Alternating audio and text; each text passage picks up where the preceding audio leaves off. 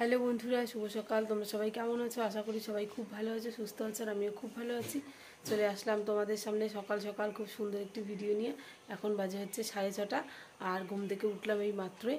উঠে সোনামার কাঁথাগুলো ধুয়ে দিলাম। প্রথমে ধুয়ে দিয়ে হাত মুখ ধুয়ে চলে এসেছি রান্নাঘরে। এদিকে জল বসিয়েছি, দুধ খাওয়াবো মেয়েকে, তাই জল বসালাম ফ্লাক্সের মধ্যে ঢুকিয়ে। তো চাটা হয়ে গেছে, বন্ধ করে দিলাম। লাল চা বসালাম, আর একদিকে হচ্ছে গরম জলটা কি ফ্লাক্সের মধ্যে ঢুকাবো। আর সোনা আমাকে দুধ খাওয়াবো, না হলে কান্নাকাটি শুরু করবে, তারপর আর কাজ করতে অসুবিধা হবে। তো তার আগেই ওর খাওয়াতে হবে আর কি, ওকে ওর পেটটা আর কি ভোজন করাই, তারপর কাজকর্ম করব। তো চলো, এদিকে বাসি ঘরগুলো আর কি ঝাড় দেবো, মানে একবারে দুটো কাজ করতে হবে। আর এদিকে যে মা ছাগল বের করছে, ছাগল নিয়ে বাঁধবে, আর মা এদিকে উঠোন ঝাড় দেবে। তারপর আমি আর কি বাসি বাসন মাজবো, ঘরটারগুলো ঝাড় দিয়ে বাসি বাসন মেজে স্নান করব। তো চলো তাড়াতাড়ি করে চাটা খেয়ে নিই। আর আজকে না আকাশটা একটু মেঘলা মেঘলা, কালকে রাতের দিকে কিন্তু হালকা হালকা বৃষ্টিও হয়েছিল, তাই আজকে আকাশটা মেঘলা মেঘলা। তো চলো তোমরা ভিডিওটা দেখতে থাকো। তো এদিকে এই যে আমার শাশুড়ি মা ছাগল বের করছে। তো এদিকে না ভাত ছিল, তো ছাগল কিন্তু আবার ভাতও খায়, বাসি ভাত ছিল। তো মা আর কি খাওয়াচ্ছে, খায় কি না, কিন্তু এই ছাগলগুলো খেলো না আর কি। সব ছাগল কিন্তু আবার খায় না ভাত, তো এর জন্য মা আর তারপর খাওয়ায়নি, নিয়ে বেঁধে রেখে আসলো।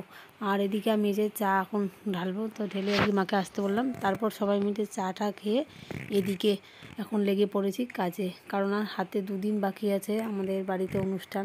আমার সোনামার মুখে ভাত, তোমাদের তো আগেও বলেছি আমি। তো আমার সোনামার মুখে ভাত হবে হচ্ছে বুধবার, আজকে হলো রবিবার। তো সোনামার মুখে ভাত দেবো আমরা বুধবার 23 তারিখ। আর সেই দিনে নাকি 180 দিন পড়েছে।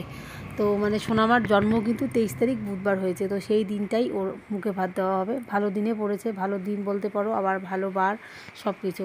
তো এদিকে আমি ওই ঘরটা আগে পরিষ্কার করে নিলাম।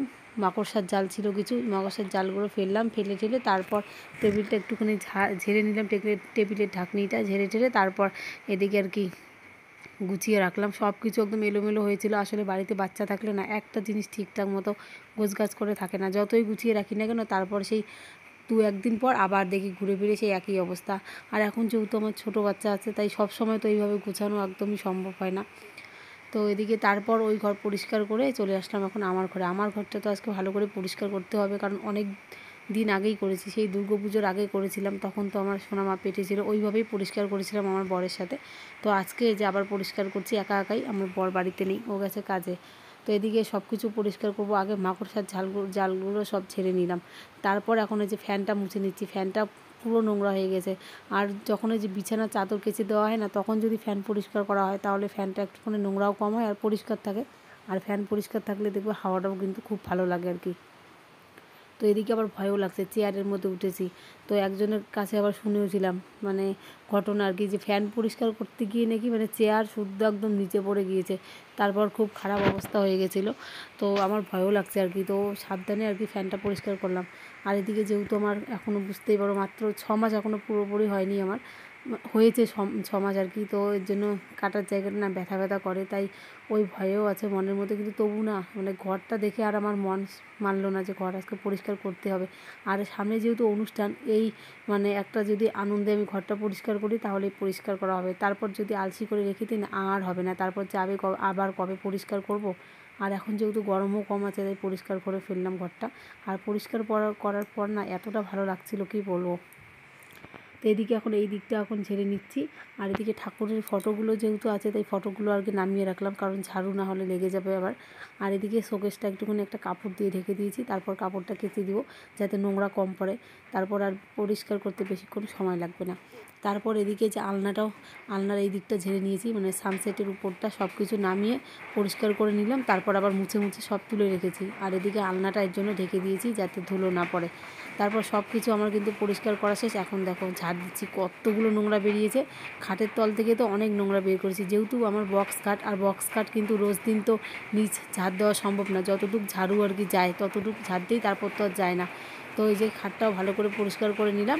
আর এদিকে এখন শুধু শোকেসটা মুছে নিচ্ছি, মুছে তারপর ঘরটা মুছবো, ঘর মুছে স্নান করব। আর বাইরে কলের পাড়ে তো এক ঢিপ কাপড় রেখে ওই কাপড় চোপড় আবার কাচতে হবে। তারপর হচ্ছে এদিকে ঘরের কিছু আমার হাতে বানানোর জিনিস ছিল, ওগুলো আজকে ধুয়ে দেবো। অনেক নোংরা হয়ে গেছে বলতে পারো, এই কয়েক মাস ধরে ওগুলো আর ধুই না, মানে আগের বার যে ঘর পরিষ্কার করেছিলাম দুর্গাপূজার সময় তখনও ধুইনি, দেখাই যাচ্ছে যে দেখতেই পাচ্ছ। ওগুলো আবার ধোবো এখন, মানে খুলে খুলে নিয়ে যাব সব, নিয়ে গিয়ে কলের পাড়ে ধুয়ে দিব।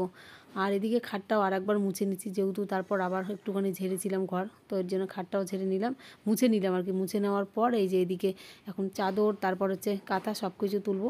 এইভাবে চাদর পাতা থাকলে কী হয়, মানে তোষকটা আর কি আর নোংরা হয় না, ধুলো হয় না। এখন নিয়ে চাদরটা ঝেড়ে তারপর ভিজিয়ে রাখবো। আর এদিকে জানলাগুলোও একটু পরিষ্কার করে নিলাম। তো চলো এখন সোজা যাব হচ্ছে কলের পাড়ে সব কিছু নিয়ে।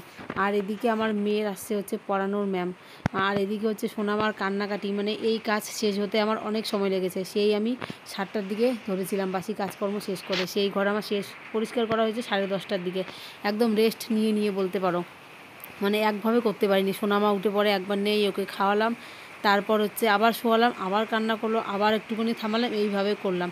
তারপর আমার শাশুড়ি মা এখন এসে ধরলো। তো এখন শুধু আমি এই যে ঘরটা মুছে ওই কাপড়গুলো ধুয়ে দিয়ে স্নান করব। আর এদিকে আবার আমাকে রান্নাও করতে হবে, মানে আমার মেয়ে না হলে একদম কান্নাকাটি করা শুরু করে দিবে। তাড়াতাড়ি এসে তারপর আর কি রান্না বসিয়েছিলাম।